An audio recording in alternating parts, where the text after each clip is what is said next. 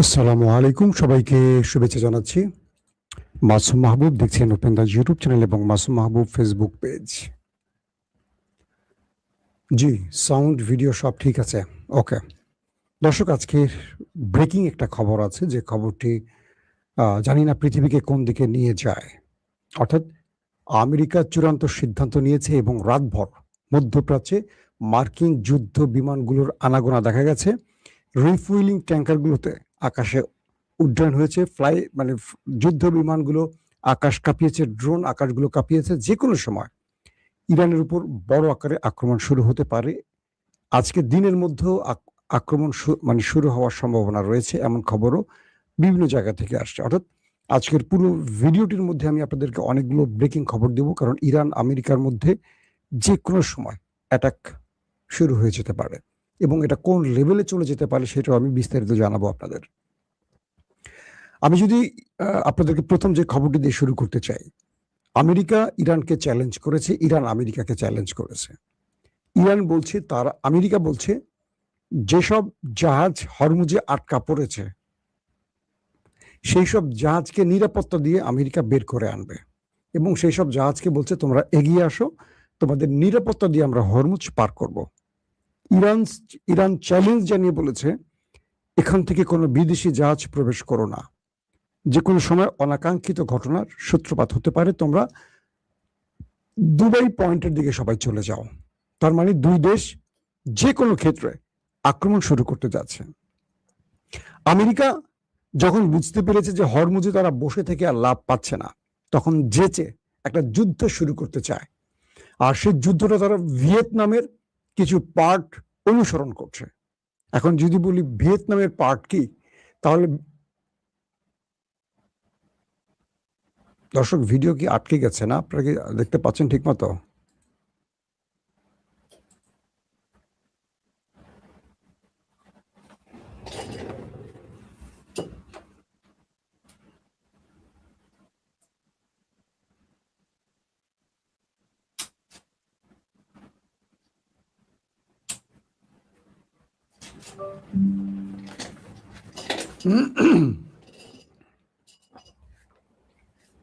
আটকে গেছে মাসুম ভাই আটকে গেছে।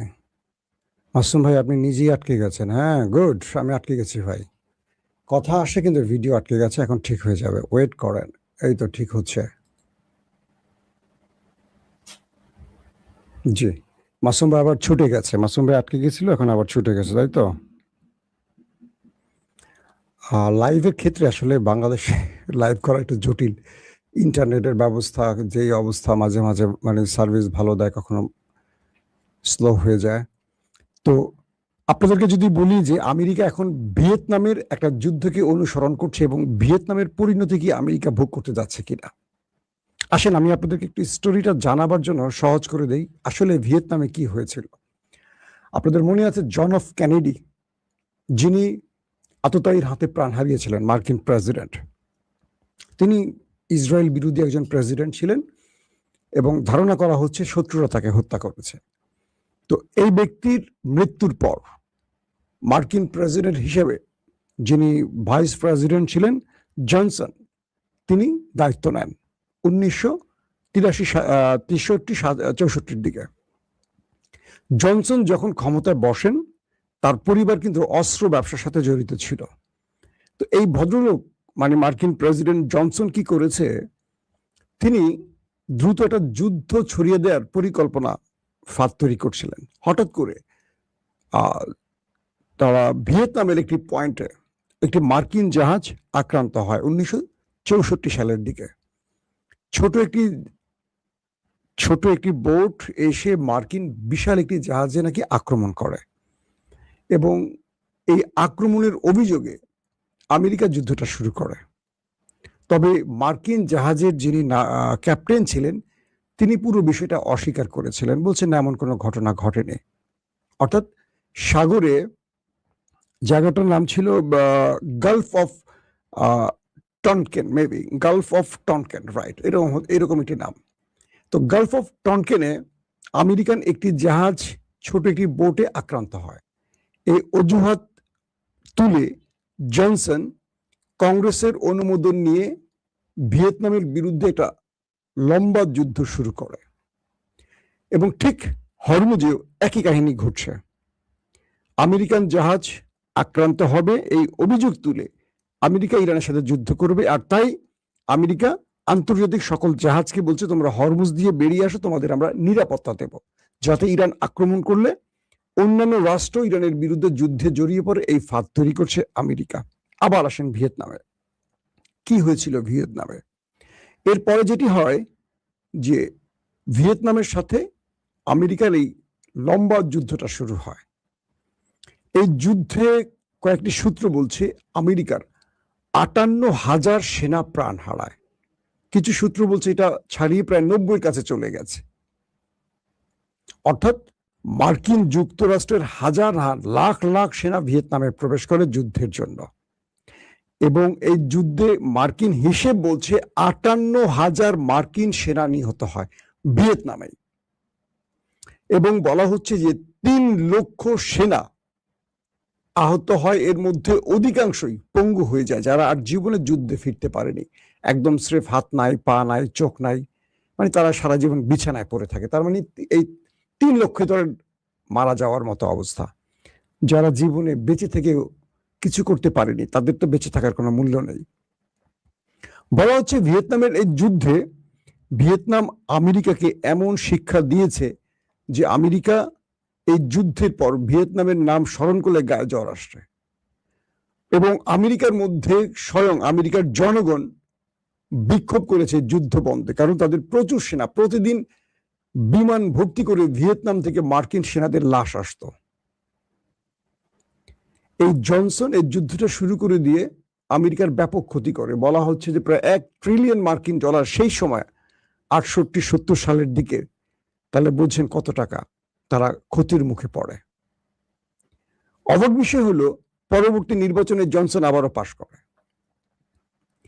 তো সেই ভিয়েতনামের হিস্ট্রিটা আপনাদেরকে কেন বললাম, যে ইরান আমেরিকার জন্য সেই গলার কাটা হতে যাচ্ছে। অর্থাৎ আমেরিকা যখন পারছে না হরমুজ প্রণালী খুলতে, তখন তারা যে জাহাজগুলো আটকে পড়েছে ইরানের বাধায়, তাদেরকে বলছে যে তোমরা সবাই চলে আসো, তোমাদেরকে আমেরিকার জাহাজ নিরাপত্তা দিয়ে হরমুজ প্রণালী পার করে দেবে।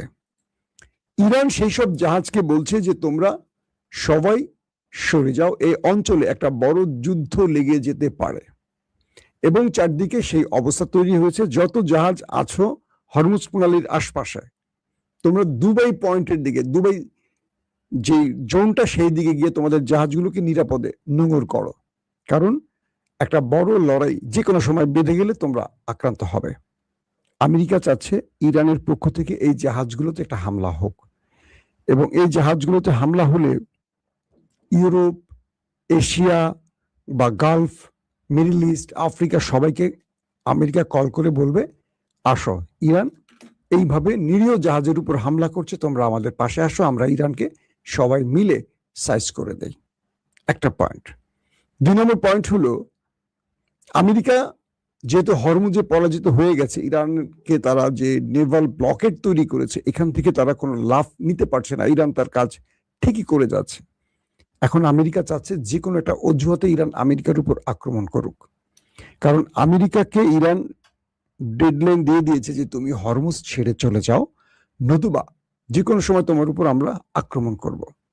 তো এই আক্রমণটা শুরু করলে আমেরিকা ইরানের সাথে একটা লম্বা যুদ্ধের দিকে যাবে। এই যে কথাগুলো বললাম, এটার বাস্তব ভিত্তিটা কি?